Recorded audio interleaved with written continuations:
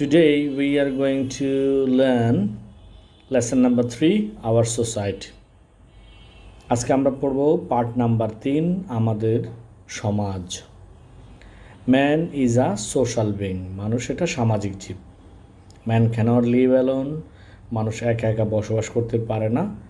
Every man is born in a society, প্রত্যেক মানব একটা সমাজে জন্মগ্রহণ করে। We live in a family, আমরা একটা পরিবারে বসবাস করি। Apart from our family we have our relatives, friends and neighbours, আমাদের পরিবারের পাশাপাশি রয়েছে আত্মীয় স্বজন, বন্ধুবান্ধব এবং প্রতিবেশীরা। All of them are form society, এ সকলে মিলেই সমাজ গঠন করে। Generally society means a group of people, সাধারণত সমাজ বলতে বোঝায় একদল লোককে।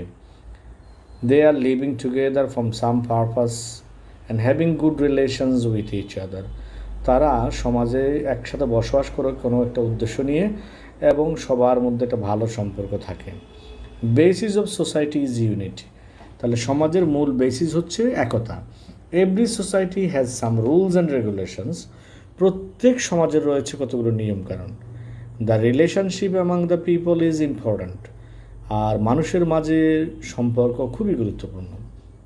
The relations of respect, love and affection is also a part of society, শ্রদ্ধা, ভালোবাসা এবং স্নেহের সম্পর্কও সমাজের একটা অংশ। দেয়ারফর, অতএব, society is the network of social relationship among mankind. Thank you very much. অতএব সমাজ বলতে বোঝায়